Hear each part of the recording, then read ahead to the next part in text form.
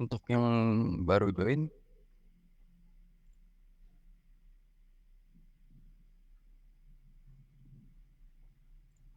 yang baru join, diisi dulu aja tuh pretestnya.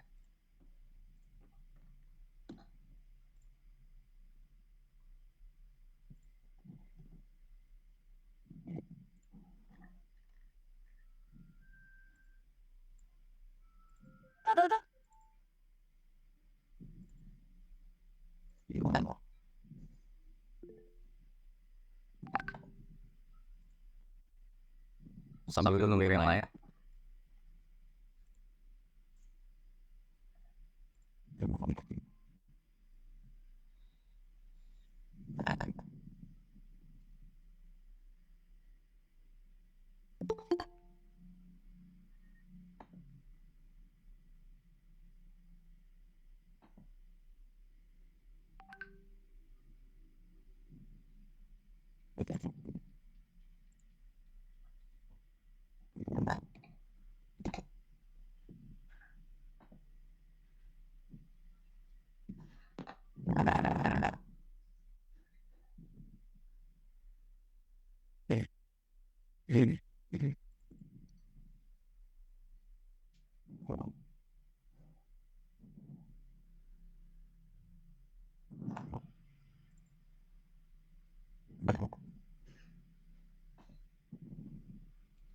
Lima menit nih nunggu yang lain.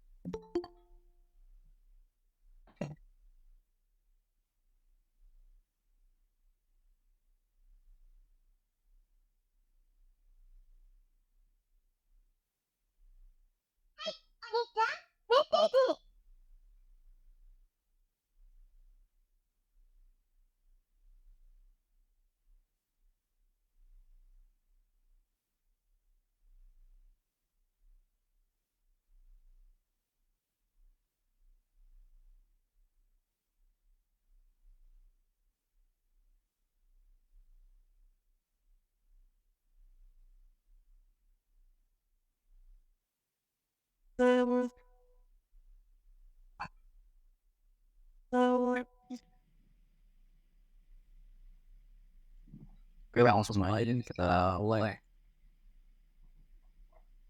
Jadi untuk yang FDC wadah itu volume 1 tentang pengenalan desain. Nah, untuk yang volume ada volume 2 ini pengenalan Figma. Jadi pasti awal-awal ada detail tentang first inevitability. Jadi ya langsung aja.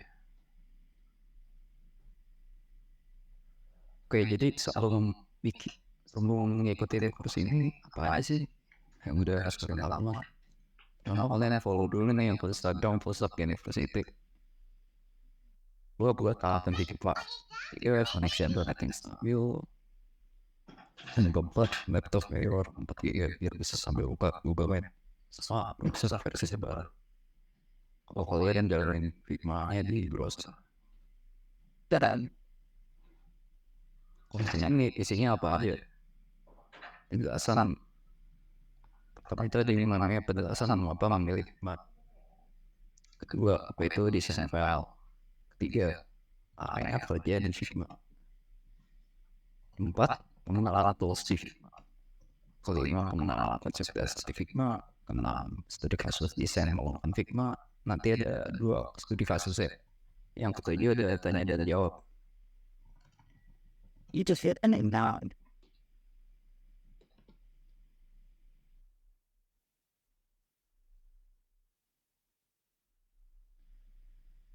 Oke, kita mulai dengan Figma. Jadi apa itu Figma? Jadi kalau teman-teman tahu Sketch ya. Jadi si Figma itu mirip Sketch, tapi dia berbasis code. Juga Figma-nya lebih baik untuk kolaborasi tim. Di sini kita sebagai desainer mana menggunakannya sebagai alat untuk membuat sebuah desain yang sangat sederhana terlebih dahulu. Untuk tampilan awal Figma seperti ini, yang mana ini tampilan awal Figma sebelum 2 minggu yang lalu update. Jadi kalau kalian buka Figma yang versi sekarang, itu tampilannya udah kayak gini nih.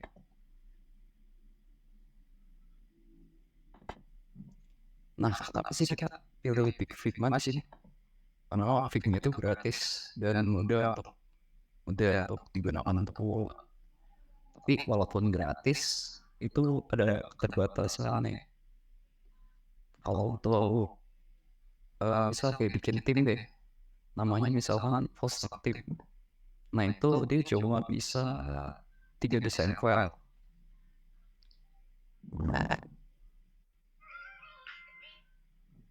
Dan juga dengan Figma ini kita dimudahkan dengan fitur kolaboratif ya, untuk berkolaborasi dalam desain. Dan juga fitur di Figma Community. Jadi kalian bisa tuh upload file hasil desain kalian atau cari file desain orang lain untuk dimodifikasi atau malah dijadikan inspirasi. Nah ini adalah Figma. Jadi Figma ini adalah penulis map.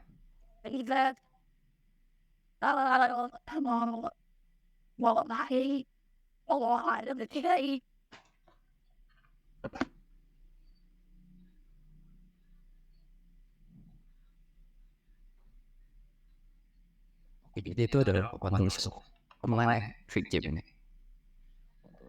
Desain dan lainnya seperti kayak meletakkan catatan ekstensi file itu .fig dan pilih file tersebut. Setelah itu tinggal tunggu nih proses importnya selesai. Oke, langsung buka ya sisinya. Di sini import.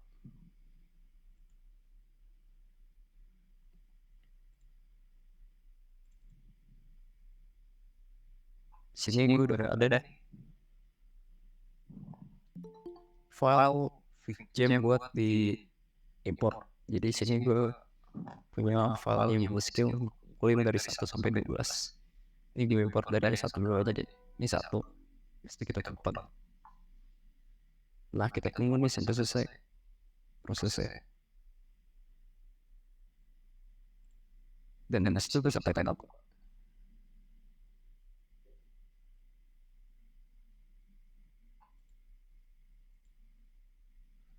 untuk import file caranya kayak gitu.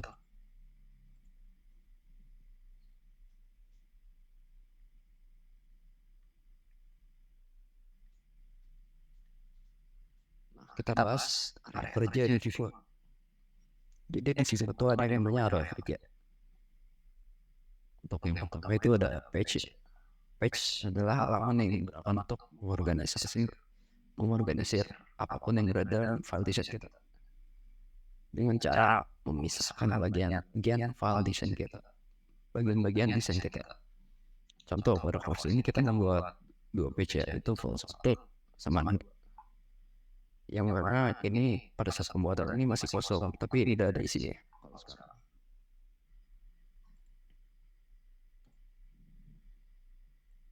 Jadi itu namanya page ya.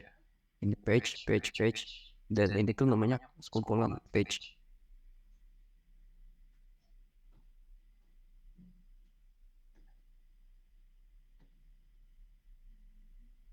Nah ini namanya vol 2 sama latihan vol 2 kan.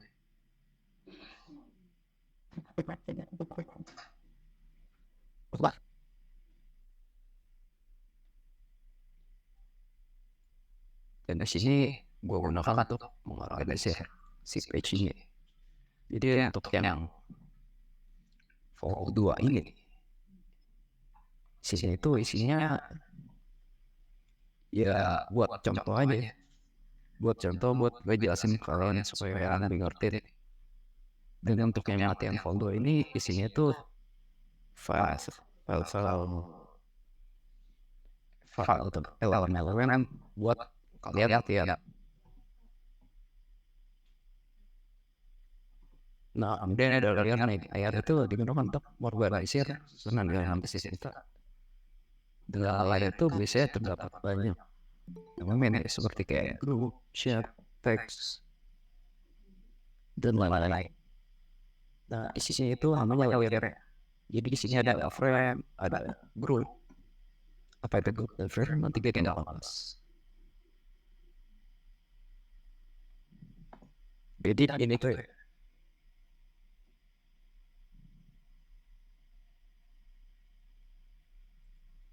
ini namanya layer.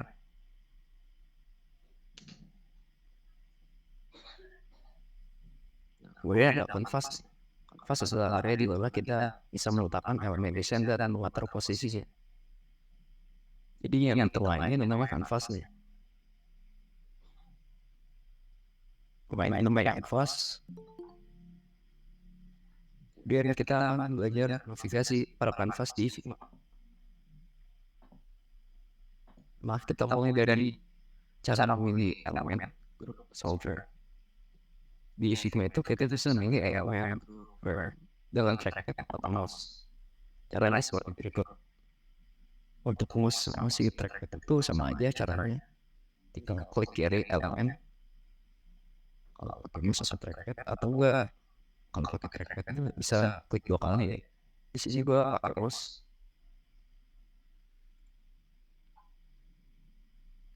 Misal sini gue pengen pilih ini deh, yang persegi deh, tinggal klik aja dan udah kepilih. Tanda yang pilih itu gimana? Dia bakal ada background warna biru di sini. Nah, untuk pilih banyak elemen itu kita klik kiri dan tahan dan tarik sampai semua yang terpilih.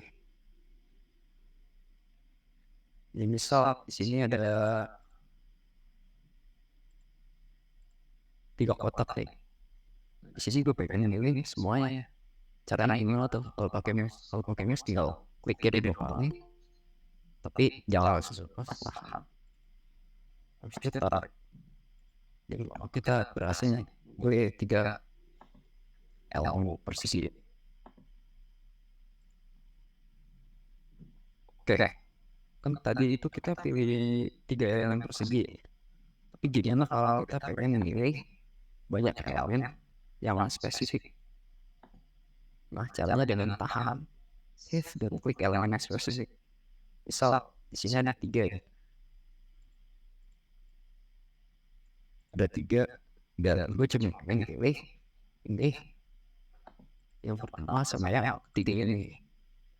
Tanpa kedua ini kepilih. Caranya gimana? Cara lain, save dan tahan, habis itu klik elemen ini, kemudian klik ganti elemen yang ini. Dan kita sudah berhasil gue elemen tanpa memilih elemen ini. Dan ini kita bisa geser terus.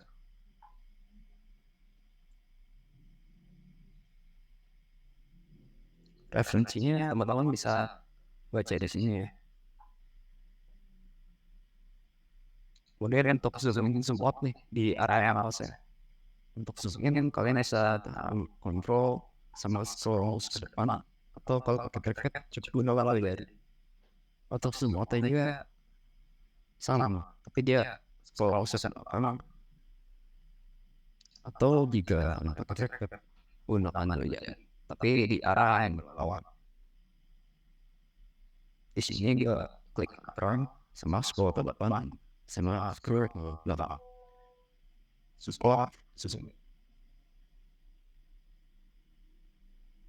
Untuk berpindah-pindah pada yang pas. Tadi kan kalian udah lihat ya, bahwa gue tuh berpindah-pindah pada ada kanvas, baik ke arah horizontal atau ke caranya arah dengan akan ada kalian geser atas atau bawah kalau kita trackpad. Untuk horizontal ini akan juga kemudian geser ke arah kiri atau kanan. Di sini gue pakai mouse. Caranya ini, caranya tinggal kalau ya klik aja di mouse kan ada scroll. Nah, kalian klik aja, itu bisa berpindah-pindah sesuatu kayak gitu.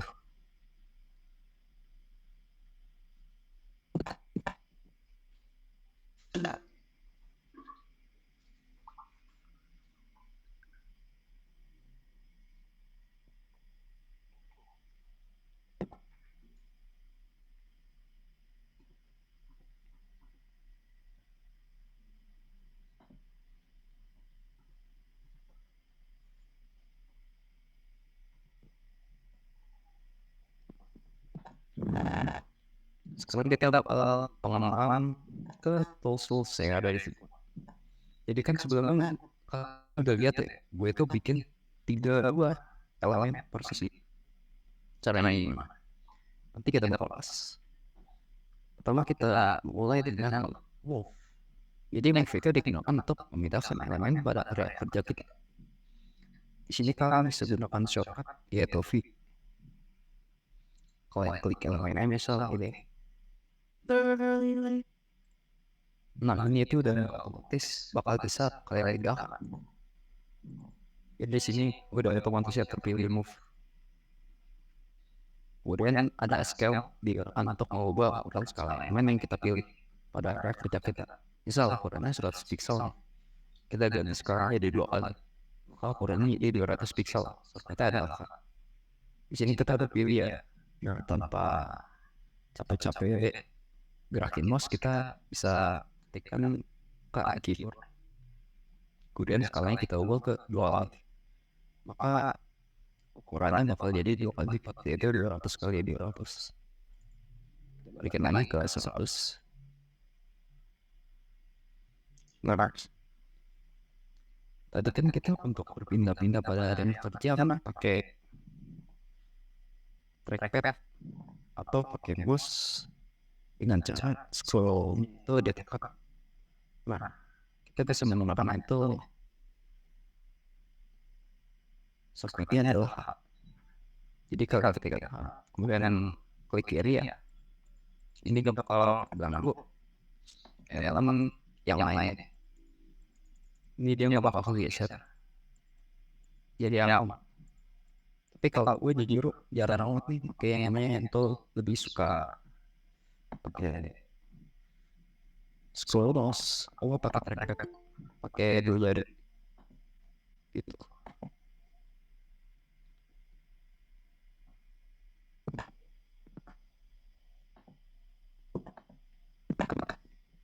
Kemudian ada teks dan komen. Ini kenapa gue sensor?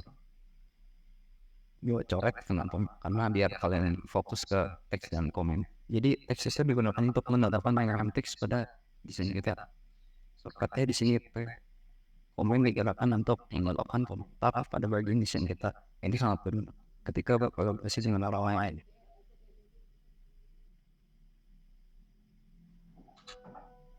So, pengen ngobrolin teks kita pilih ini teks di sini teks kemudian atau enggak biar ditonton orang lain, kalian bisa tidak keyboard teks. Dan kalau ya klik aja di sini nampil kalau kita mana di sini so misal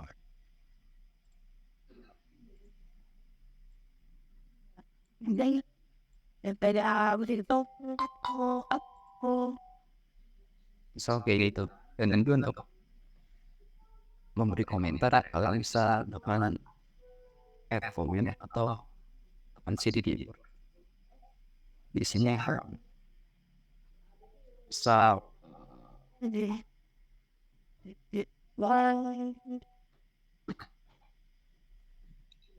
ngelak komen teman-teman ini bisa dilihat oleh orang lain yang berkolaborasi atau satu project yang kalian.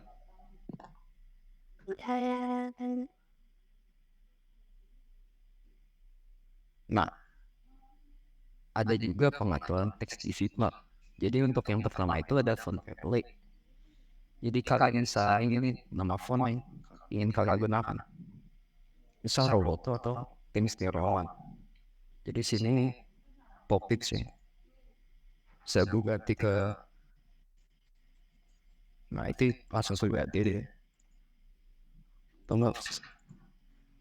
Dan juga ada font weight itu ketebalan misal lagi kan medium size yaitu ukuran fontnya sama kamera warna teks.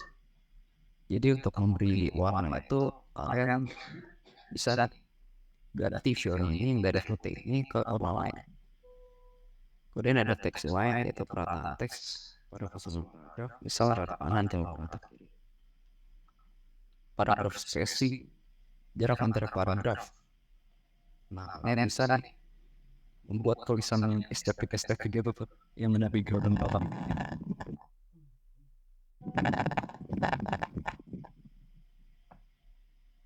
Tujuannya kerja itu adalah atau leading ya jarak antara baris. Nah, default ini auto. Dan yang juga ada words itu jarak antara huruf. Langsung aja di sini kita punya tulisannya full stack. Di sini kita ganti jadi router. Dan untuk font like yang ini, pengen ganti untuk ukurannya dibiarin 40. Dan untuk warnanya, gua bakal ganti ke biru sih.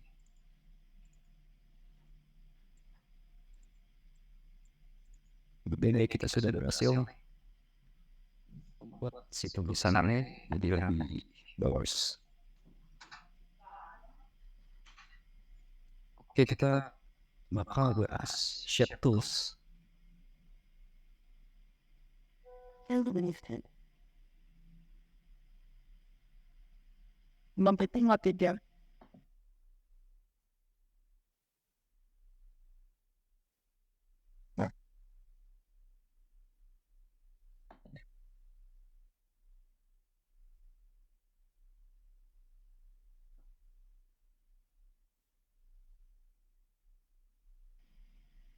Oke, ada yang si shapes.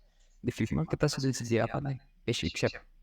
Itu bentuk dasar. Di volume sosial juga udah dibahas untuk bentuk elemen desain dasar.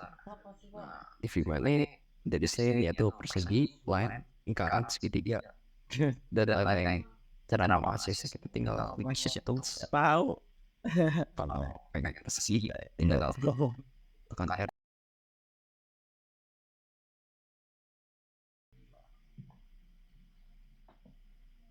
Oke, misal sih gue pengen nambahin ini, terus pilih ini ellipse atau biar nggak capek-capek gerakin, kalian bisa tekan auto dip. Nah kayak gini deh. Oke, jadi di shapes itu ada pengaturannya. Jadi untuk width itu adalah pengaturan lebar yang persegi.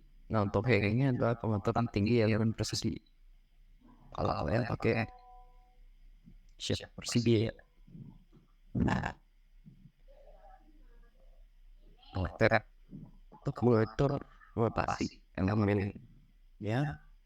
Terus ada corner radius nih, ini paling sering banget digunakan nanti. Adalah pengaturan tingkat sama sudut elemen. Di sini mau contoh persegi ya. Opacity adalah pengaturan transparansi elemennya. Fill itu pengaturan warna elemen, sama kayak telepon lah ya. Sama kayak teks. Cara memberi warna itu di fill. Kemudian ada stroke, itu garis berada di luar sih. Di stroke ini ada pengaturan tingkat ketebalan warna posisi garis. Jadi isinya adalah posisi garisnya di luar, di dalam atau di tengah. Ada 3 opsi di sini. Kemudian ada ketebalan garis. Di sini ketebalan garisnya pixel warna. Kita jadi untuk lebih lengkap kalian bisa baca di sini stroke Figma. Kita langsung aja.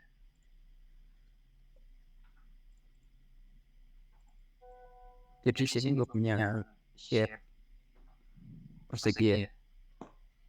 Di sini gue pengen lebarnya itu nggak 100, maka kalian bisa ganti nih, dikurangin jadi 80. Atau bisa kalian geser, kita aja harus digeser.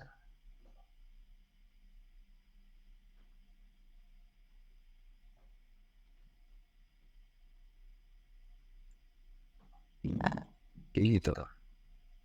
Nah, untuk memberi warna kalian bisa beri fill di sini. Di sini gue kasih warna gue ya. Dan juga stroke.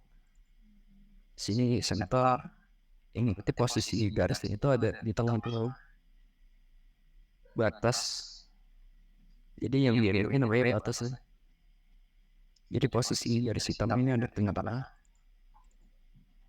Kalau di situ ada di dalam. Di sini bakal ada di luar. Di sini ada ketembak bawah ya. Ini hitam udah pasti nggak kelihatan lah. Gue ganti PT. Nah kayak ini. Jadi itu untuk stroke dan juga tinggi sama lebar. Oh iya, corner radius ya, lupa loh. Jadi sini ada pelindungnya corner radius. Sini bisa kita beri nilai mulai dari 0 sampai 100. Di sini gue bakal beri nilai 8. Biar nggak terlalu wajib, sudut deh.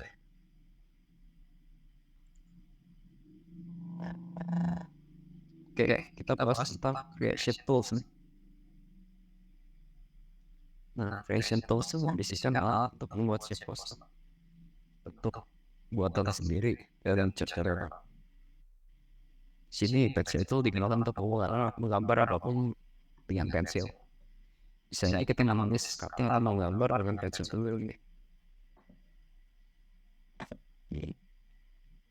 Oke, cara aksesnya di sini adalah pencil tool ya. Kalau pakai shortcut di keyboard, tinggal shift aja. Ini kalian bisa gambar apapun sih.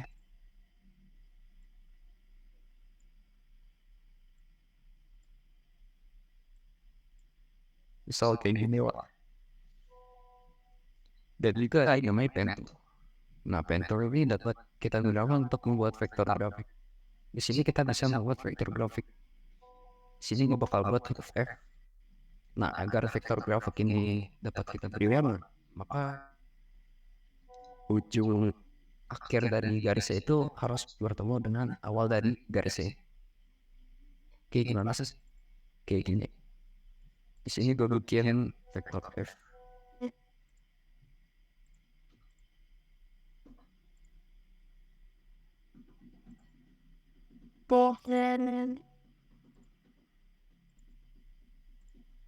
Nah, di sini adalah akhir dari garisnya. Ini akhir garis. Ini akhir garis. Dan ini awal garis. Nah, ini harus ketemu biar bisa di view. Kalau selesai kita download dari sini. Dari view. Jadi kita sudah berhasil membuat vektor grafik dari pen tool ini. Referensinya untuk pemilihan HP ya. Teman-teman bisa lihat di sini. Nah, ini adalah sekarang kita bahas region tools. Nah,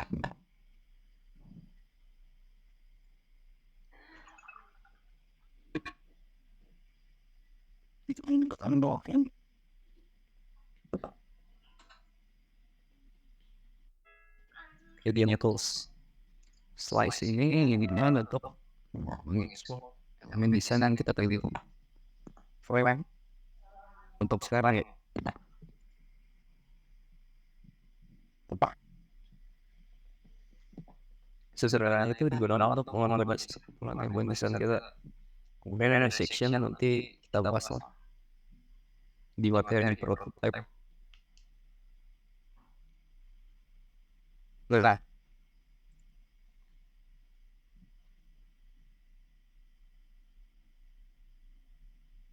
ini tuh ada region tools ya. Di sini ada frame sama slice. Nah, ibaratkan tuh kayak elemen berserta teksnya ini diibaratkan seperti kue. Dan slice ini diibaratkan seperti pisau potong kue. Kemudian kita pakai ini string kuenya untuk diambil dan ke ekspornya. Nah, di sini ibaratkan ini tuh kayak sepotong kue. Sepotong kue. Ini full kue nih, full kue. Terus sepotong nih. Nah, organisir elemen persegi berserta teksnya. Jadi frame itu untuk sekarang diibaratkan seperti bingkai foto yang di dalamnya itu terdapat warna, background, dan latar belakang ya.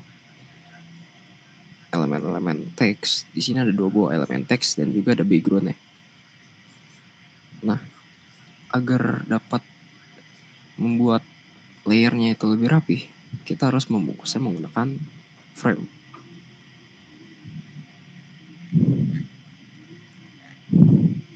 Nah, di sini udah gue buat ya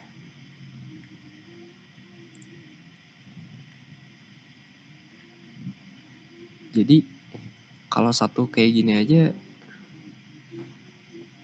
nggak terlalu berantakan. Tapi kalau misalkan banyak, katakanlah gue paste di sini, gue bikin lagi. Misal ada tiga quotes ya, 3 quotes. Nah di sini tuh mengorganisirnya itu agak sulit. Kenapa? Karena kalau kita pengen geser aja, misal geser 2, maka kita harus pilih 4 patah ini. Kayak gitu.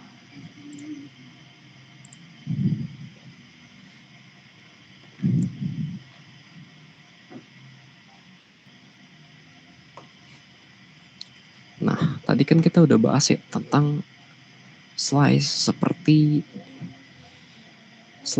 yang diibaratkan tuh seperti pisau potong kue dan juga frame seperti bingkai foto. Nah, kita bakal bahas tentang export nih. Nah, export tuh digunakan untuk mengekspor apa yang sudah di slice atau apa yang sudah berada di dalam frame. Nah, jadi di sini ada skala ekspor. Misalnya teman-teman punya frame-nya itu ada 2 tulisan. Ya TTE sama yang tahu-tahu aja. Nah, ukurannya itu 100 kali 200. Maka kalau skalanya kita ubah jadi 2 kali, maka hasil akhirnya jadi 200 kali 200 pixel. Dan juga ada tipe filenya nih. Jadi kita bisa pilih PNG, JPG, SVG, sampai PDF. Dan ada tombol ekspornya untuk menyimpan filenya. Dan ada tombol preview, yaitu contoh hasil file yang akan diekspor. Itu kayak gimana hasilnya nanti.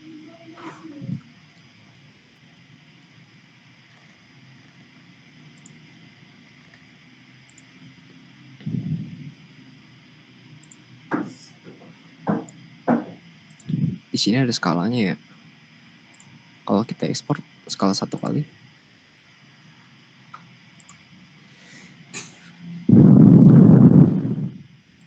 dan kita lihat hasilnya ya grafiknya jelek cuy. Nah gimana supaya lebih bagus? Caranya kita ganti nih skalanya ke yang lebih besar. Katakanlah 3 kali deh.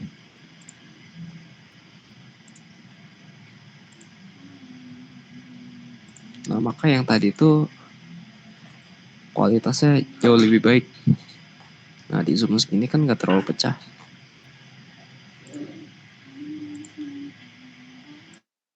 Nah itu untuk ekspor dan juga skalanya.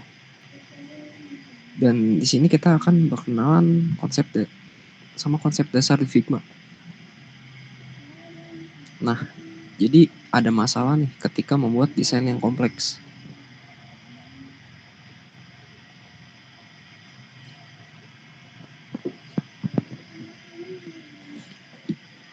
Sebelumnya kita itu udah bahas frame yang diibaratkan tuh seperti bingkai foto. Namun ketika membuat desain yang kompleks pasti akan menghadapi masalah. Seperti yang di awal sebelumnya ya, itu layer yang rapi, dan ketika ngatur tata letak elemen lainnya sangat menyulitkan jika kita melakukannya manual tanpa menggunakan frame atau group. Nah, di sini ada contoh desainnya kompleks ya. Jadi di sini ada profil, ada nama, ada deskripsi. Nah, kalau nggak pakai frame, di sini tuh di layernya tuh bakal numpuk nih. Profil, nama, dan itu tuh kalau misal gue pengen geser yang ini deh, yang julian ini pengen gue geser ke kanan. Nah itu tuh harus milih satu-satu. Dan juga dengan adanya frame,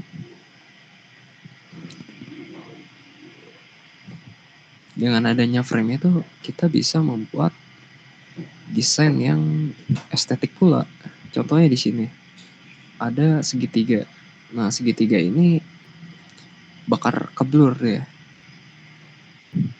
karena di frame-nya itu kita tambahin efek yang namanya background blur kalau nggak salah ya. Nah, kita bahas nih dari yang paling apa ya, paling banyak banget dipakai pas baru belajar, sama orang yang baru banget belajar paling sering dipakai dulu. Tapi kalau gue sekarang ya udah mulai nggak pakai. Nah, grup ini adalah sebuah pembungkus elemen desain di Figma. Di dalam grup itu biasanya terdapat banyak elemen ya, yang disebut child. Jadi grup sama frame ini sebenarnya hampir sama. Nah, untuk membuat grup ini kita harus memilih elemen mana saja yang ingin dimasukkan ke dalam sebuah grup. Kemudian kita tekan Ctrl J untuk Windows atau Command J untuk macOS. Ya, seperti frame lah untuk mengorganisir elemen grup itu. Caranya ya, misal gue pengen ini deh, full stack sama si rectangle yang nomor 12 ini disatuin. Gimana? Ya biar terorganisir aja lah. Caranya tinggal kita klik yang text full stack ini sama rectangle ya. Habis itu kita klik Ctrl J. Maka udah terbungkus nih dalam satu frame. Dan gue pengen organisir juga ini sama ini. Ini.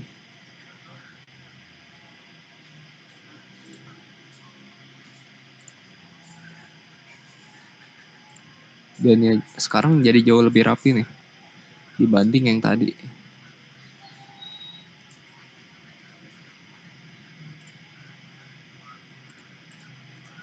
Nah, yang tadi tuh kayak gini.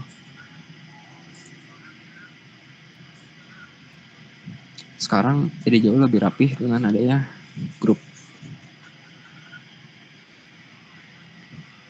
Untuk referensinya teman-teman bisa baca di sini. Nah, di sini ada contoh penggunaan grup dan tanpa grup ya. Jadi dengan grup itu kita bisa mengorganisir si dua elemen ini, yaitu si namanya, kemudian deskripsinya sama si profile ya. Di sini gue udah ada desainnya.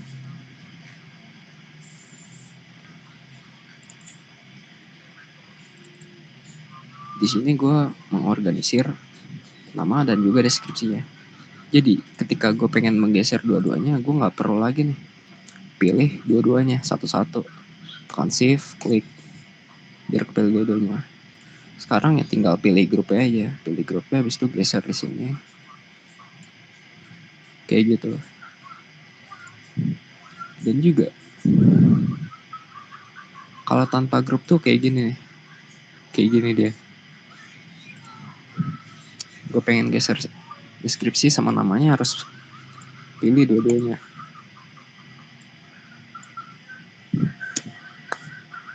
Tapi dengan grup, ya tinggal pilih grupnya aja, tanpa harus pilih semuanya.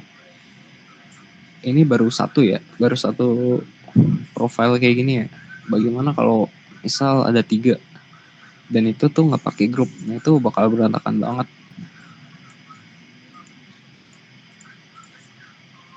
Nah, kalau 3 tuh bakal jadi kayak gini. Nah, ini tuh sulit nih buat diorganisir. Misal gue pengen ganti namanya atau foto profilnya kayak gitu.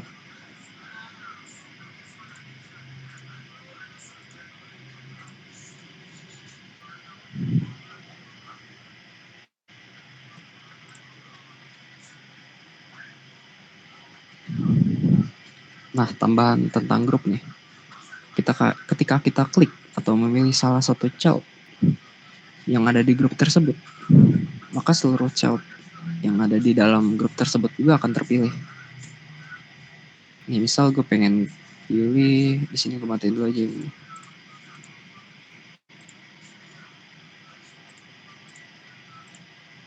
Misal di sini gue pengen pilih si namanya, itu Zero Julian.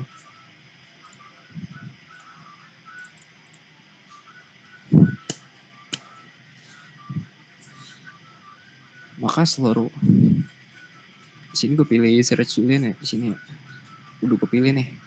Maka seluruh elemennya itu elemen yang berada di dalam grup tersebut akan terpilih semua. Nah, lantas sekarang gimana nih caranya biar gue bisa cuma pengen milih namanya doang tanpa semua elemen ikut terpilih. Caranya ya kita tinggal klik terus-terusan sampai cuma nama doang yang kepilih. Nah, ini semuanya kepilih. Nah, gue pengen si Zerjul ini dia doang yang kepilih. Kita klik terus. Nah, sampai kayak gini berarti cuma dia doang yang kepilih. Nah, ukuran grup juga akan menyesuaikan elemen yang berada di dalamnya. Misal di sini gue jauhin deh si profil ini ke sini ke ujung. Nah, ukuran si grup ini akan menyesuaikan dari posisi childnya. Kalau childnya makin ke sini, dia bakal jadi lebih lebar banget.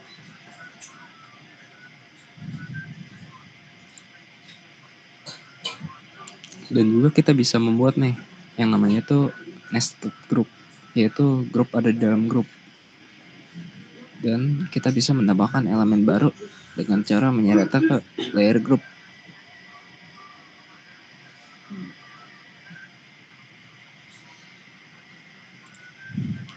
Contohnya di sini ya. Kita sudah membuat nested group, yaitu grup yang bersarang. Contohnya apa? Yaitu grup 4 nih. Kita masukkan ke dalam with group. Itu namanya nested group. Nah, gue pengen masukin yaitu elemen kotak ini, elemen persegi ini ke dalam grup. Caranya tinggal klik aja sambil tahan sampai bisa digeser kayak gini ya. Terus masukin aja nih. Kayak gitu cara masukinnya.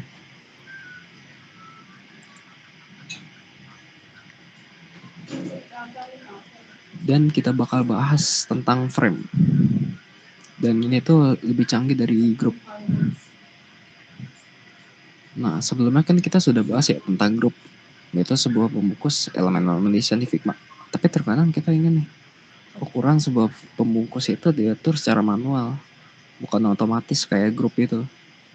Maka kita dapat menggunakan frame untuk membungkus elemen yang ukurannya itu dapat diatur secara manual. Untuk membuat frame, cukup tekan F dan jika ingin membungkus elemen dengan frame, maka lakukanlah cara yang sama seperti membungkus sebuah elemen dengan grup. Tapi caranya beda. Di akhir kita klik Ctrl Alt plus G atau di macOS itu Command plus Shift plus G. Referensinya bisa teman-teman lihat di sini nih. Ini lumayan lengkap banget.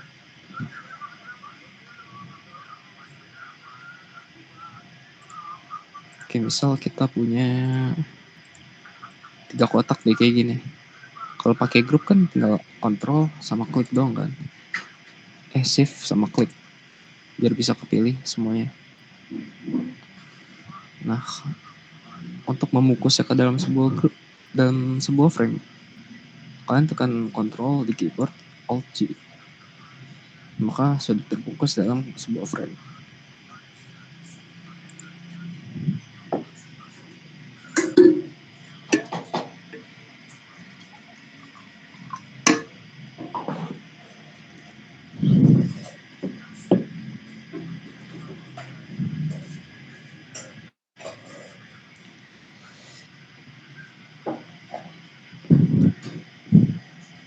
Kita bahas tentang frame size. Seperti yang kita tahu ya, ukuran frame itu tidak diatur secara otomatis mengikuti elemennya.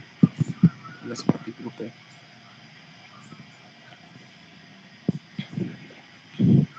Tapi di sini kita bisa membuat ukurannya itu pas sesuai elemen di dalamnya menggunakan resize to fit.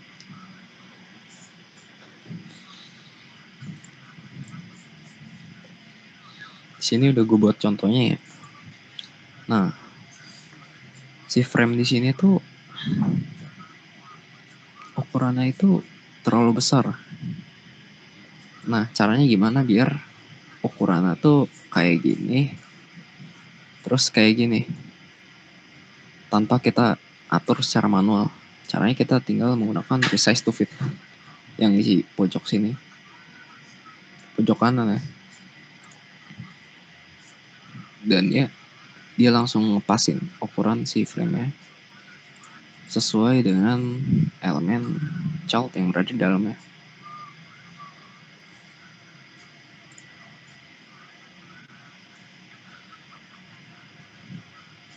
Nah, kita bahas resizing with constraints.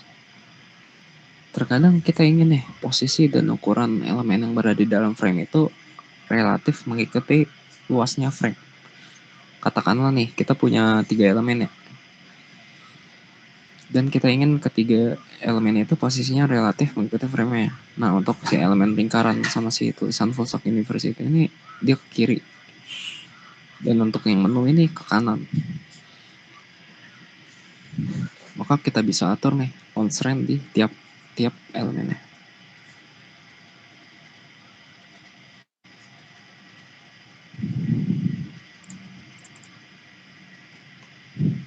Jadi di sini ada frame without constraints. Nah, di sini kalau kita lebarin, si menunya ini gak relatif mengikuti luasnya si frame. Tapi kalau si profile sama si tulisan full stack university-nya relatif. Caranya gimana nih? Caranya bisa kalian ke grup menu ini, kemudian constraint-nya kalian pilih right. Di sini.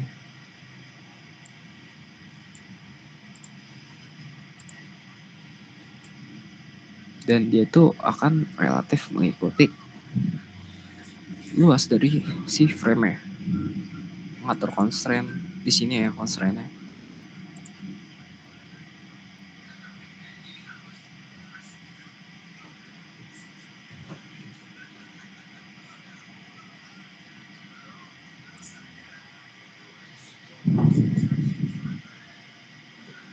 Oke, kita bahas tentang overflowing content.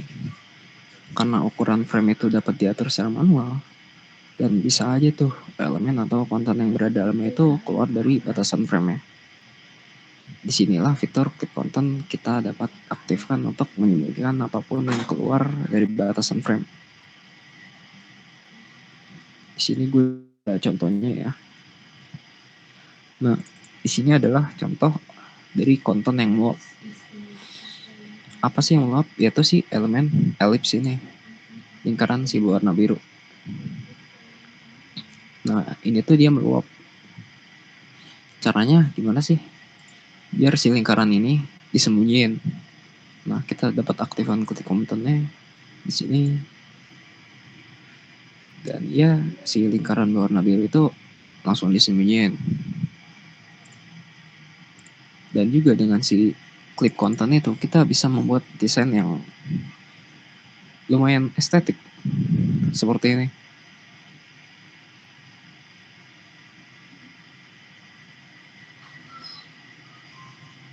Nah, kita bahas auto layout pada frame. Nah, di sini lumayan canggih nih daripada constraint. Nah, auto layout itu adalah properti yang bisa kita tambahkan pada frame dengan tata letak desain diatur secara otomatis. Referensi mengenai auto layout bisa teman-teman baca di sini ya. Ada referensinya. Nah, tapi kekurangan frame yang menggunakan auto layout, kita nggak bisa menambahkan layout grids ke frame tersebut. Menambahkan constraint pada elemen apapun yang berada di dalam frame tersebut, kecuali elemen tersebut posisi absolutnya diaktifkan. Di sini ya posisi absolut.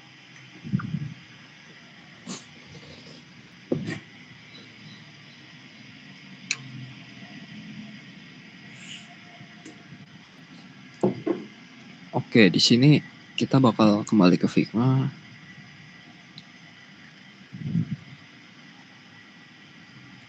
Bikin apa ya? Di sini gue punya frame ya. Punya frame warnanya putih. Kemudian gue aktifkan auto layoutnya di sini. Auto layoutnya sudah aktif nih. Nah, seperti inilah. Kita bahas properti yang ada di dalam auto layout. Yang pertama itu direction. Direction adalah bagaimana arah tata letak otomatis diatur. Arahnya itu hanya bisa horizontal atau vertikal. Kalau untuk versi sebelum updatean minggu ini. Tapi kalau untuk sekarang itu ada satu lagi tambahan yaitu wrap. Nah, untuk si vertikal ini menyusun tata letak elemen sepanjang sumbu vertikal, yaitu dari atas ke bawah. Untuk yang horizontal itu menyusun tata letak elemen sepanjang sumbu horizontal. Di sini gue udah ada contoh ya. Nah, yang di sini itu directionnya adalah vertikal. Untuk yang ini adalah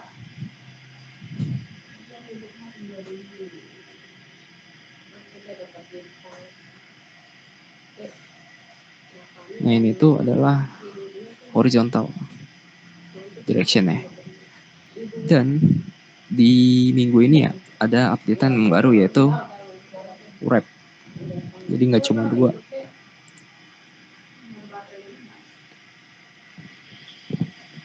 Ini contoh penerapannya ya. Kita bisa praktekkan langsung di sini. Ini bakal kayak gini, bakal kayak gini. Jadi dalam frame ini ada dua nih, ada tulisan workers sama si group. Group ini dia itu ngebungkus dua elemen teks, yaitu nama sama si posisi jabatannya.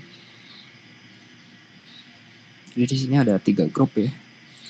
Dan ini tuh arahnya vertikal. Dari sini ke sini. Kalau kita ubah ke horizontal, bakal jadi kayak gini. Sama seperti yang bawah sini. Oke, kayak gitu. Kalau untuk direction. Nah, spacing between items. Spacing between items adalah bagaimana jarak antara elemen diatur dalam frame. Misal kita beri 30, maka jarak antara elemen satu dengan yang lainnya adalah 30 pixel.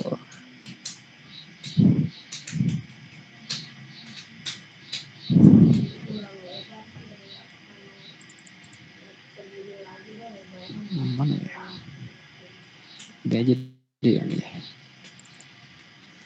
Jadi di sini adalah jarak antara masing-masing item, antara si worker sama si grup-grup ini.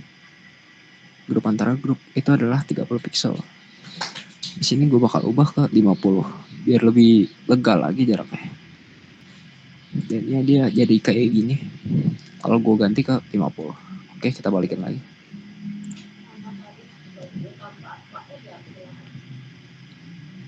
Oke, kita bahas padding nih. Padding adalah area kosong antara batas frame dengan elemen di dalamnya. Jadi terdapat dua bagian padding yaitu horizontal dan vertikal. Kita bisa mengatur kedua padding horizontal dan vertikal. Atau kita bisa ini mengatur padding yang berbeda pada batas frame atas, bawah, kiri, atau kanan. Oke, langsung aja. Jadi, yang garis berwarna biru ini nih, sampai si kontennya ini. Nah, ini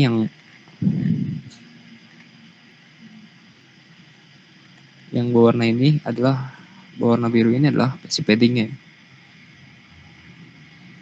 Dan di sini ada dua ya, ini horizontal sama vertikal. Kita bisa atur. Kalau kita horizontal paddingnya 30, maka di kiri sama kanannya 30 juga. Di sini gue bakal ubah jadi 50.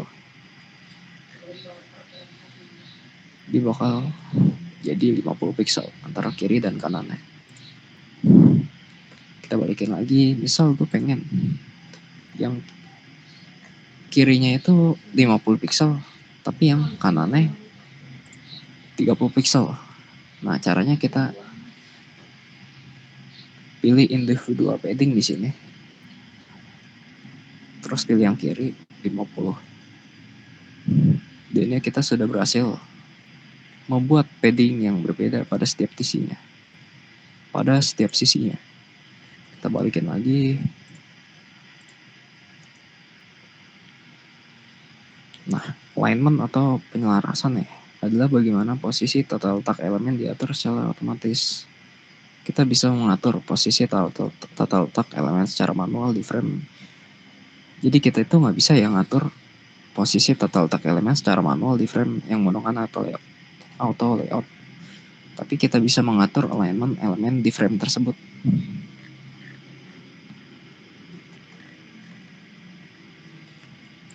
Jadi di sini ada tulisan full stack universe itu ya. Sama ellipse warna kuning. Nah, di sini gue pengen pindahin nih dari yang pojok kiri atas ke pojok kiri bawah di sini. Nah, ini tuh nggak bisa kalau kita lakuinnya secara manual. Nah, lantas gimana sekarang? Caranya adalah kita bisa ganti nih alignment-nya dari yang top left ke bottom left. Dan ini kita sudah berhasil nih membedakan si logo ini dengan menggunakan alignment.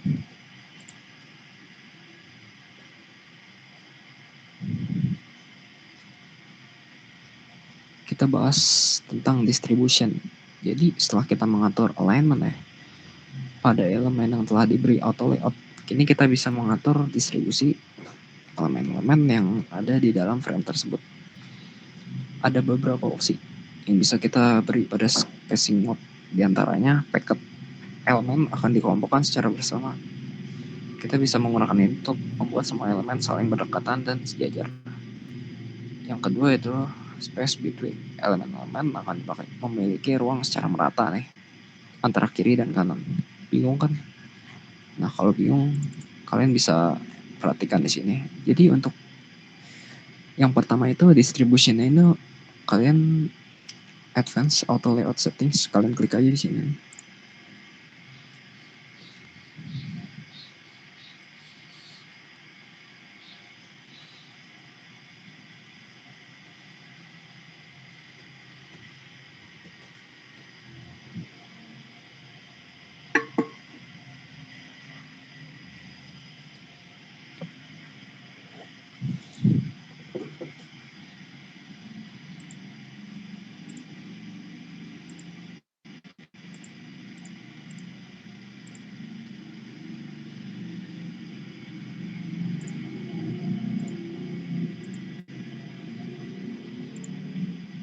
Oh iya, gue nggak nemu nih untuk yang packet sama space between ya.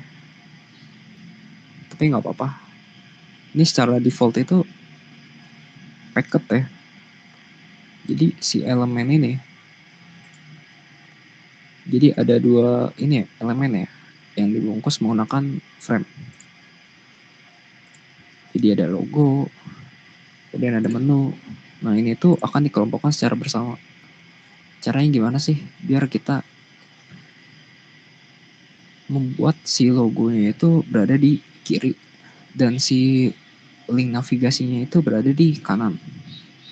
Jadi nggak kayak gini. Caranya kita klik aja di sini.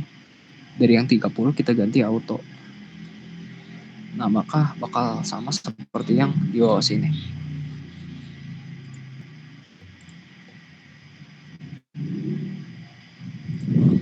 Kayak gitu untuk distribution. Jadi setelah gue klik ya advance auto layout settings, ternyata nggak ada pengaturannya di versi yang terbaru. Ini gue pakai yang versi lama yang berapa minggu yang lalu baru aja update. Kita bahas tentang resizing nih. Satu dari banyak fungsi auto layout yang paling berguna adalah kemampuan untuk mengatur ukuran elemen di dalamnya, baik tinggi atau lebarnya itu biar beradaptasi menyelesaikan ukuran frame atau kontennya. Berikut beberapa opsi yang dapat kita terapkan pada elemen fixed width or height. Jadi ketika elemen di dalam frame tinggi atau lebar itu diatur ke fixed, maka ukurannya ya nggak bakal beradaptasi terhadap frame-nya. Dan kita bisa mengaturnya secara manual. Kalau kita pengen diatur secara manual, kita bisa pilih fixed.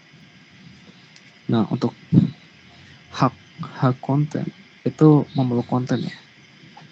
Ketika elemen dalam frame-nya itu tinggi atau lebar ya diatur ke hak konten atau hak konten, maka ukurannya itu akan menyesuaikan kontennya. Contoh di sini ada resizing ya. Di sini gue pilih high content, maka dia bakal memeluk konten. Jadi sepanjang apapun kontennya itu, lebarnya itu bakal menyesuaikan dari kontennya, bukan menyesuaikan dari si pembungkus ya atau frame-nya. Tapi kalau kita beli fixed, maka kita bisa atur secara manual di sini. Kayak gini, kayak gini, kayak gini. Dan juga ada yang namanya fill container nih. Jadi di fill container itu membuat si teks ini tuh bukan yang ini. Seharusnya yang width. Dia memenuhi elemen pembungkus saya yaitu si frame. Dan kalau kita resizing, kita perkecil, kita perbesar, dan dia bakal beradaptasi terhadap ukuran dari si frame-nya.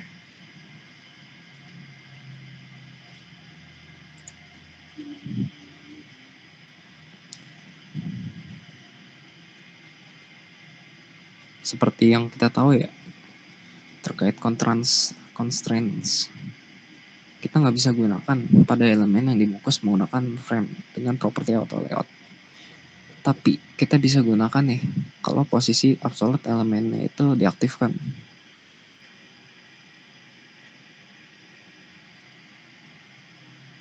Tapi frame yang membungkusnya itu tidak boleh ada properti auto layout. Jadi di sini ada penggunaan constraint resizing pada frame ya. Nah, kita kan ngomongin posisi absolute dulu ya. Tadi aja tentang constraint sama auto layout, kita ngomongin posisi absolute. Nah, apa sih posisi absolute? Pasti kalian pernah nih lihat yang namanya itu icon launching. Kalau ada notifikasi biasanya ada lingkaran merahnya. Misal kayak ada notifikasi video baru udah diupload atau ada pesan baru, maka ada titik merah ya. Atau titik putih lah.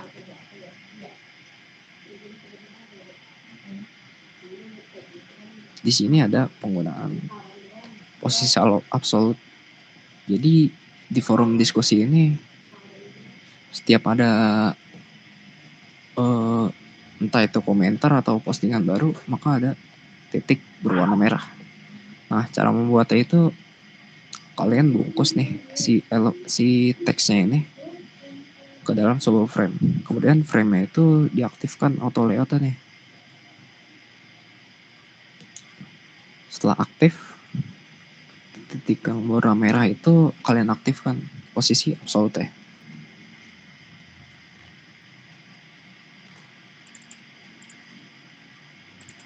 Misalnya di sini ada forum diskusi, kita bungkus langsung ke frame, kita aktifkan auto layoutnya. Di sini gue beri padding.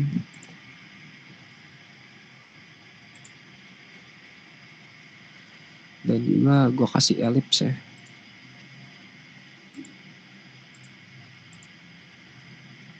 Kita aktifkan nih si posisi absolute. Kita kasih warna merah.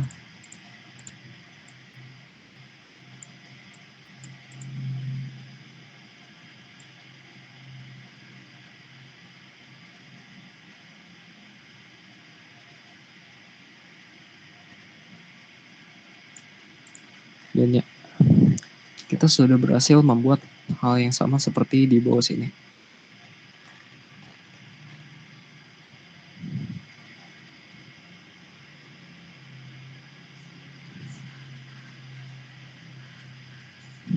Oke, kita kembaliin lagi.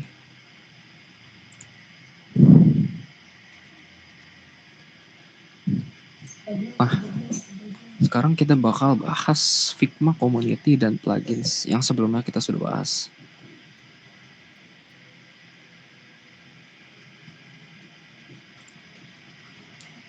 Nah, jadi untuk updatean yang terbaru ini gue cukup sulit sih menemukan yang namanya itu Figma Community.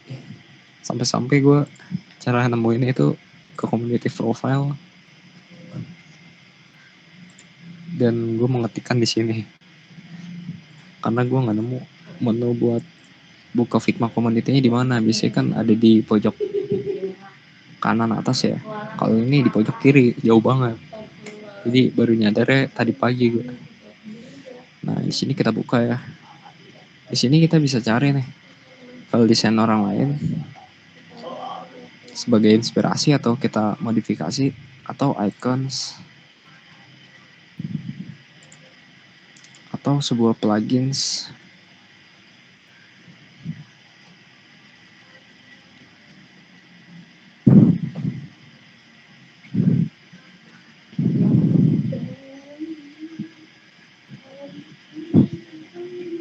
Kayak Unsplash juga ada di sini.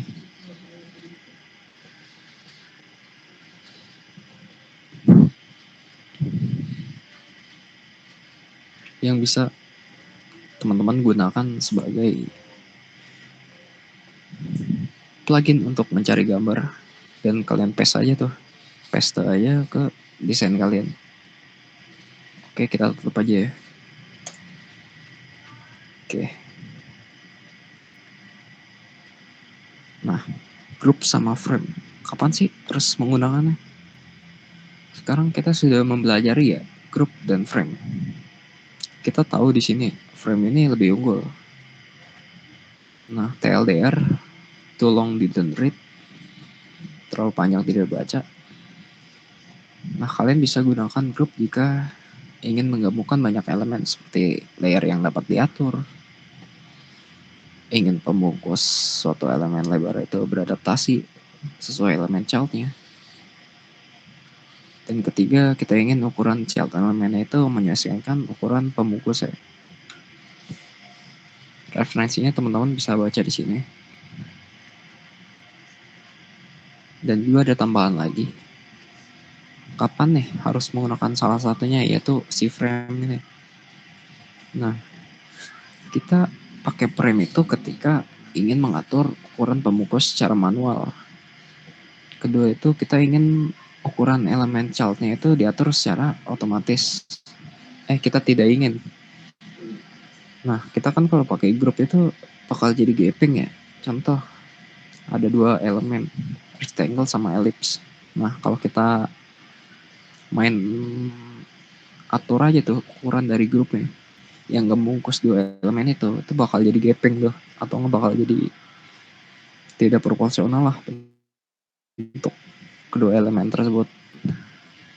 Nah, yang ketiga itu kita ingin elemen child yang keluar dari batas pembungkusnya itu dipotong. Jadi ketika ada elemen child yang lingkaran warna biru tadi ya, itu dipotong atau diklik contour. Itu kita ingin membuat sebuah scrolling behavior prototype. Ini seru banget nih. Kayak horizontal carousel atau vertikal. Terus untuk yang kelima kita ingin menggunakan auto layout grid di dalamnya. Ya nanti adalah materinya tersendiri.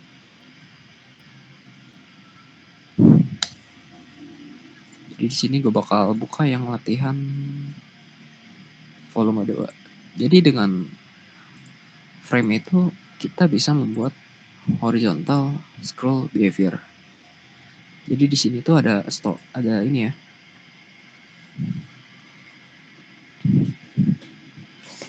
Ntar nyamuk mulu. Jadi di sini tuh ada frame. yang menggunakan auto layout, dan di sini tuh dalamnya itu ada frame-frame lagi yang membungkus gambar sama tulisan, yaitu namanya, nama masing-masing user lah di sini. Nah, kita dapat membuat masing-masing user ini bisa di scroll. Kalau kalian pernah lihat Instagram pasti bisa lah ya, scroll story orang. Contoh di sini, contohnya ya di sini kita bisa scroll dari sini, dari kiri ke kanan, kanan ke kiri, kayak gitu. Serunya tuh di situ. Nah, untuk sekarang tuh lebih direkomendasikan untuk pakai auto layout. Kalau kata Bang Glenn di gue chat pribadi dia, sekarang kalau di kebutuhan industri sekarang utamain frame bang sama auto layout gitu katanya. Dan untuk yang terakhir nih ya, ada yang namanya studi kasus nih.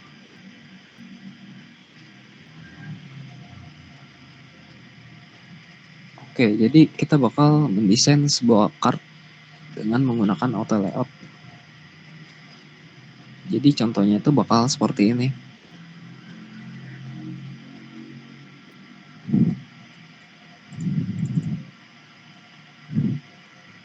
Nah, kita pengen desain kayak gini nih. Caranya gimana?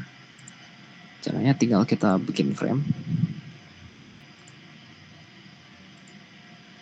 Frame lebarnya itu 160, tingginya 200. Ini 12 corner border radius ya. Kita aktifkan auto layoutnya, kita fix aja.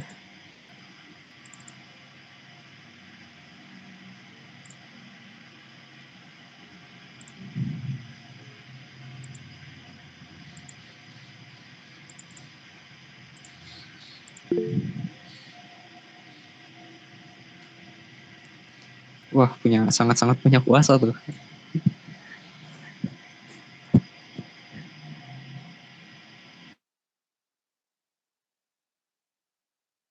Nah, di sini tuh kita udah buat nih pembungkusnya. Nah, saatnya ini kita buat si profil ya. Bukan profil sih, gambar foto produknya ya. Nah, kita pakai rectangle ya di sini. Ini kita pilih fill container. Nah, untuk tingginya 120.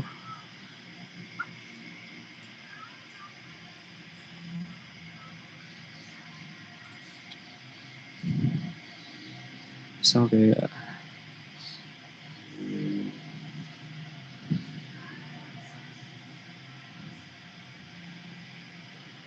tanaman apa ya?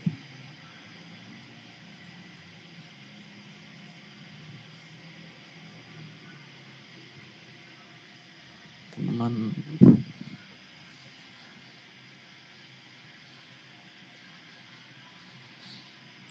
udah gini aja lah. Kayak gini kita pilih 13.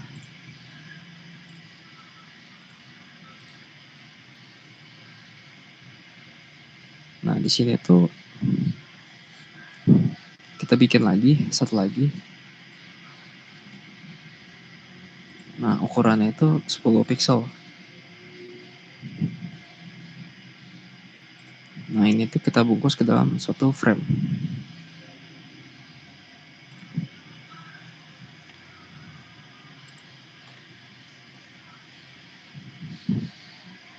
Dan juga di sini untuk paddingnya ya, horizontal paddingnya kita kasih 8.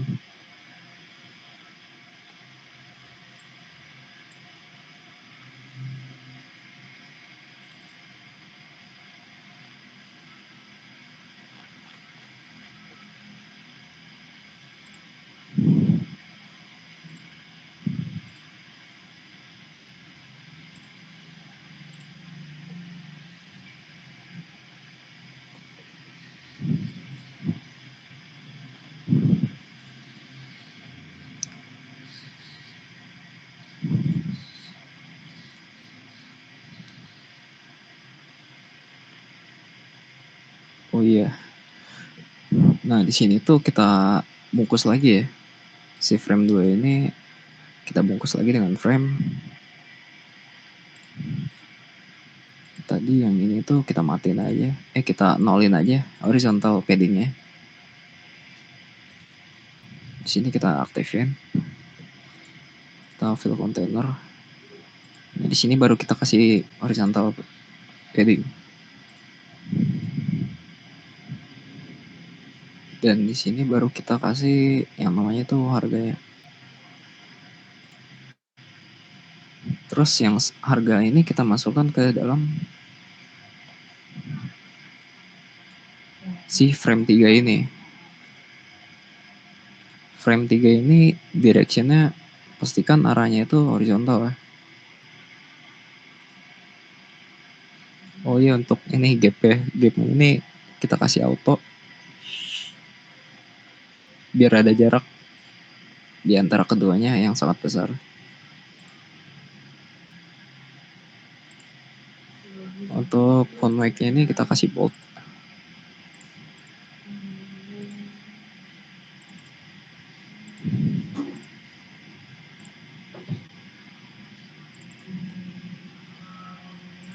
Oke. Segini aja dulu. Kalau untuk oh iya, lupa gue aktifin quick kontennya. Segini dulu aja nih untuk studi kasus yang pertama. Jadi teman-teman bisa lanjutin biar nggak terlalu malam juga. Oke, langsung ini ya ke studi kasus yang kedua nih. Nah, ini lumayan seru nih. Jadi di sini kita akan mendesain sebuah course list ya, daftar course yang bisa di scroll secara horizontal.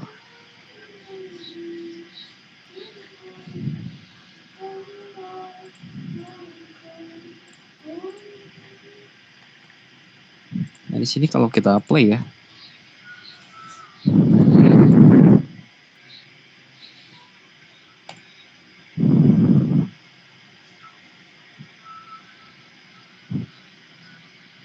nah kita bisa scroll fotonya di sini.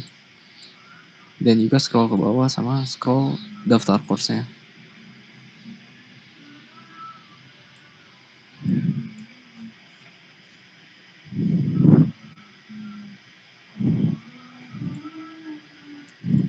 Nah, di sini kita bakal buat yang namanya itu gambarnya aja deh di sini. Karena kalau yang bawah agak kelamaan. Di sini kita buat frame ya. Buat frame. Nah, terus teman-teman pilih di sini. Android Large.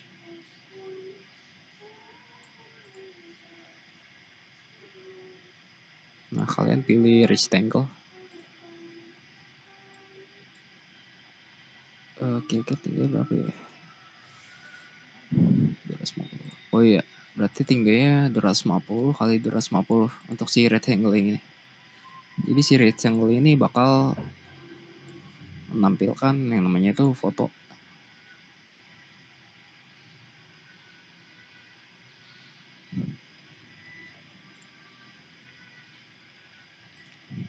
Nah, kayak gini nih. Biar gampang dikenali kita rename nih. Kan rectangle namanya, jadi kita rename jadi image 1. Kemudian kita bungkus ke dalam sebuah frame. Terus kita rename nih frame-nya sama namanya images.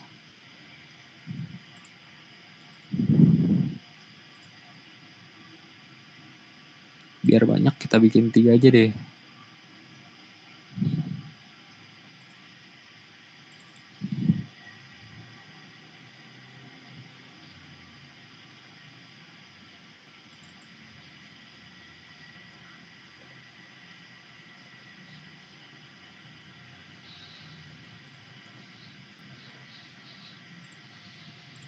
Di sini kita kasih jarak masing-masing rectangle itu 4 deh.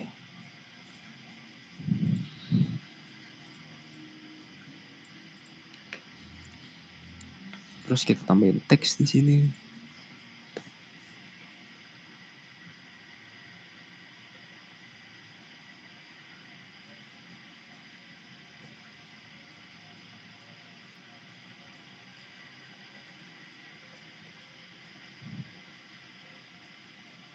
Teman kebunnya ya. Di sini kita ganti ya. Tadi kan itu teman komunitas nih, kita ganti teman kebunnya ya.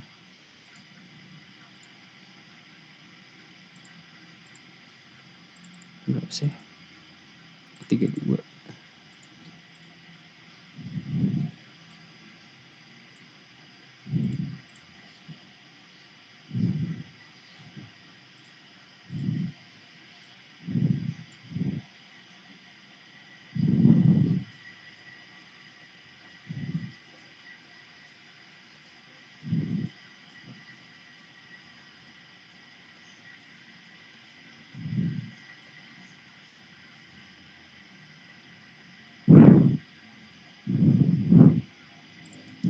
Di sini kita ganti ukurannya ke yang lebih kecil itu 16. Kemudian sama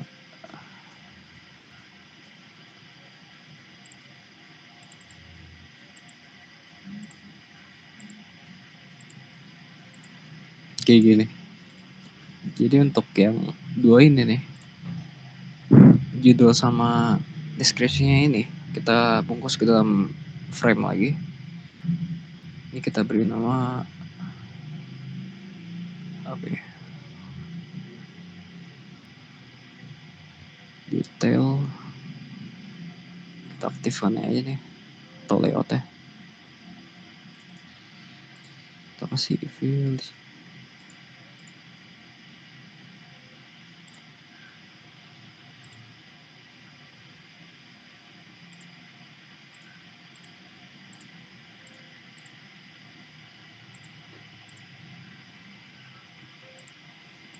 Udah gini aja lah. Kemudian biar si gambar ini bisa di scroll, kalian pergi ke prototype ya. Prototype. Nah, di sini ada opsi ya. Ada pilihan opsi overflow, no scrolling. Kalian pilih horizontal. Dan di sini, kalau kalian pilih horizontal, pastikan bahwa si frame ini luasnya itu nggak boleh, bukan nggak boleh sih, harus lebih kecil lah daripada konten yang ditampung. Nah di sini gue kecilin segini ya, segini. Kemudian klik kontennya gue aktifin. Kita bikin agak ke bawah.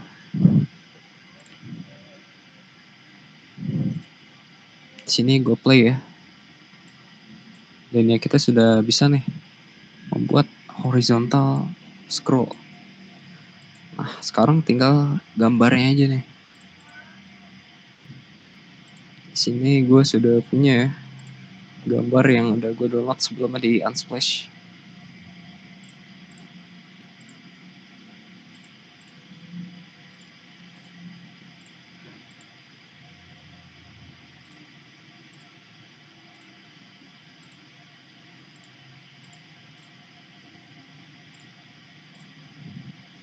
Nah ini udah gue tambahin gambarnya.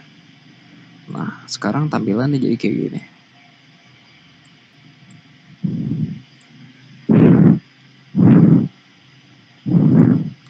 Untuk yang courseless ini teman-teman lanjutin sendiri aja.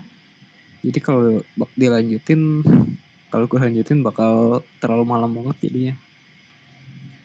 Yang penting teman-teman udah paham nih horizontal scroll list kayak gitu. Oke, udah selesai nih. Mulai dari pembahasan dasar sampai studi kasusnya.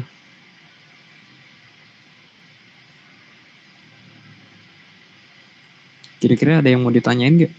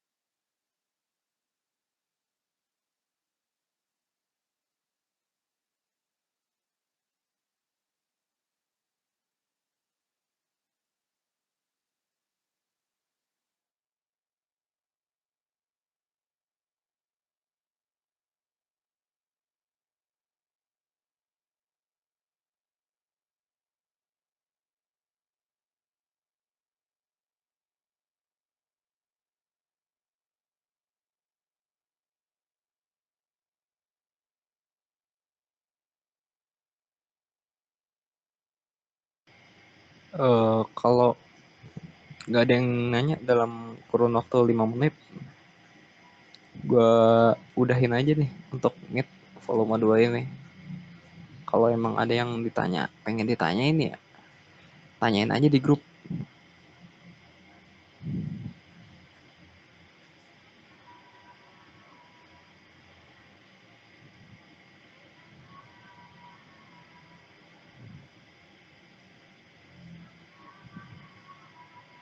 Ada yang nanya, gimana cara nge-convert desain Figma ke dalam sebuah kode HTML atau CSS?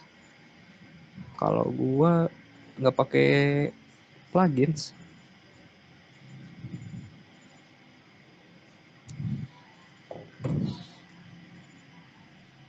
contoh kayak ini nih, tinggal aktifin aja nih developer mode.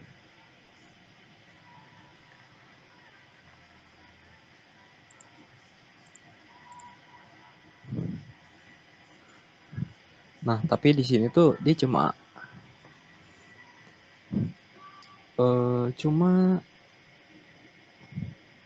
nge-convert ke dalam styling CSS doang nih di sini. Tapi bisa juga ke yang lain.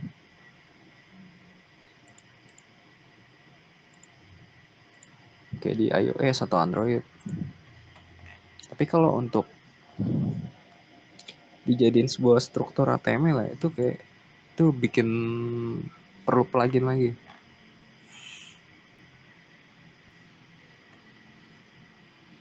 Coba deh gue bakal cari di sini.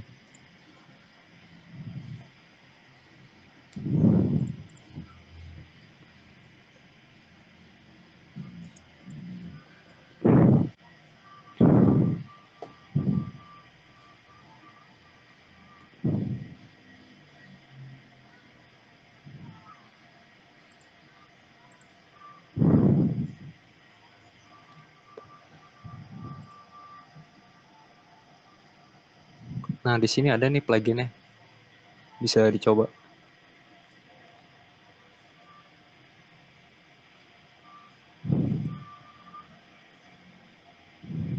Di sini bakal gue coba ya.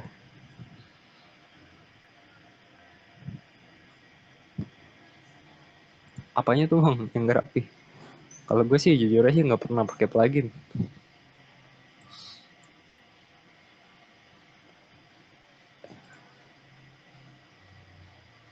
Jadi sini ada instruksi cara pakainya. Jadi tinggal pilih aja elemen yang pengen dijadiin sebuah kode. Klik generate code.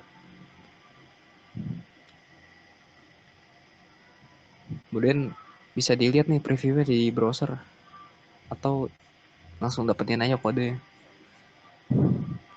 Jadi kode yang bakal di generate itu kayak framework React, Angular,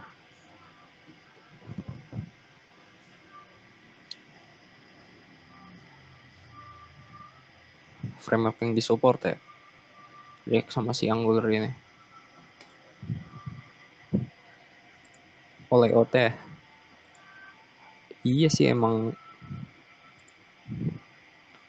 iya sih.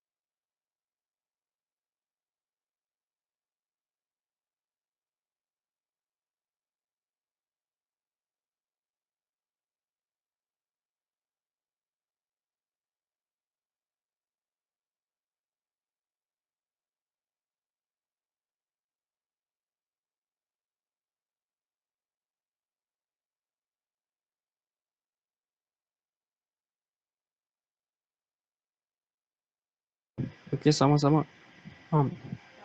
Sama-sama.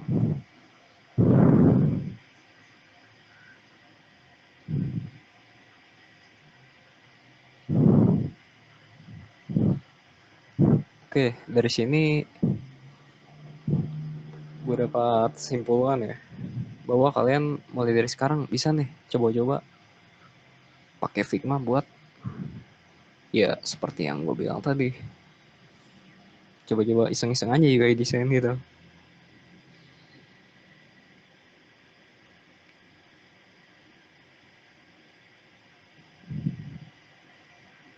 Tapi kalau bikin chord biar mulai dari struktur dulu bang.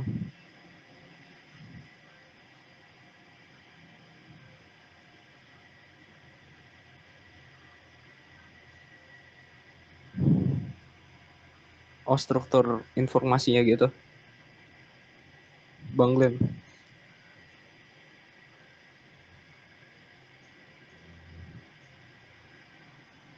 Oh iya iya.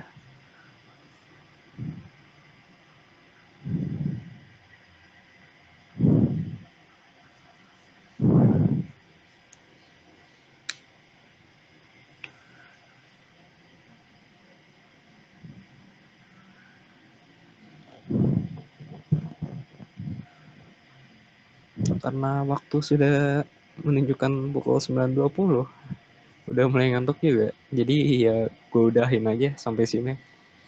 Kalau ada pertanyaan atau hal lain yang pengen disampaikan ya silakan aja di grup. Oke, makasih semuanya.